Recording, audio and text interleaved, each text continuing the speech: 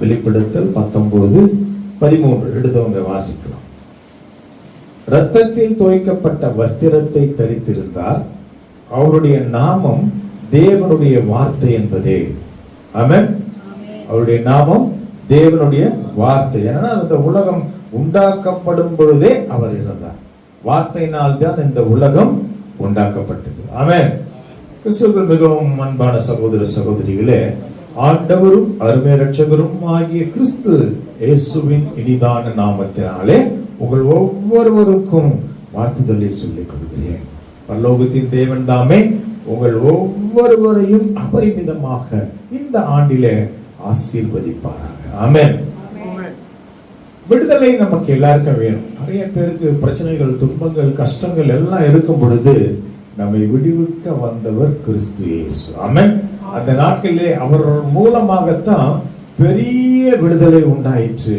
அந்த பிசாசினால் சோதிக்கப்படுகிறவர்களுக்கு விடுதலை, வியாதிகளினால் இருந்தவர்களுக்கு விடுதலை, கட்டுக்களில் இருந்தவர்களுக்கு விடுதலை, பல்வேறு விதமான விடுதலை அவர் கொடுத்து கொண்டு வந்தார்.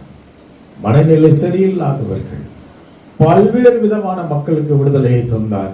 அதோட மட்டும் விடவில்லை, தன்னுடைய சொந்த இரத்தத்தினால இந்த பூமியில் இருக்கிற அனைத்து மக்களுக்கும் ஒரு பெரிய விடுதலையை பெற்று தந்தார். அல்லேலூயா. நான் ஒவ்வொரு பிரசங்கத்திலும் நான் சொல்றது என்னன்னா, நாம் செய்கிற பாவங்களுக்காக, அந்த நாளிலே பாவம் செய்யும் போது ஆட்டுக்குட்டி அழைத்து வருவார்கள், தலையில கை வைத்து அந்த பாவம் செய்தவர்கள் ஜெபிக்க வேண்டும். அதை ஒரு ஆட்டை காட்டுக்கு துரத்தி விடுவாங்க, அது மிருகங்கள் அடித்து கொன்றுவிடும். ஆசாரியன் இடத்துல இன்னொரு ஆட்டை கொண்டு வருவார்கள், அதுல பாவம் செய்தவன் அவன் என்ன பாவம் பண்ணியிருந்தாலும் அந்த ஆட்டினுடைய தலையில கை வைக்க வேண்டும். அந்த அது மட்டும் இல்லாம அந்த ஆசாரியன் எல்லாருமே பிரதான ஆசாரியர் கை வைப்பார். எல்லாம் பண்ணி முடிச்ச உடனே அந்த பாவங்களை எல்லாம், தன்னுடைய பாவங்களை அந்த ஆட்டின் தலை மேலே இறக்கி வைப்பார். அப்படி ஒரு சடங்கு இருந்தது. அதன் பிறகு அந்த ஆட்டை எடுத்துக்கொண்டு சென்று அந்த பலிபீடத்துக்குள்ளே உள்ளே அழைத்து பரிசுத்த ஸ்தலத்தில் இருக்கிற பலிபீடத்துக்கு எடுத்து சென்று அந்த ஆட்டினுடைய கழுத்தை வெட்டி அந்த ரத்தத்தை வெளியேற்றுவார்கள். அந்த ரத்தம் அந்த ஸ்கிரீன் ஒன்று முன்னாடி போட்டிருக்கோம். அந்த ஸ்கிரீன் வழியா பார்த்தா ரத்தம் வழிந்து வெளியே ஓடி வரும். அப்ப வெளியே இருக்கிற இந்த பாவம் செய்தவன் என்ன செய்வான்?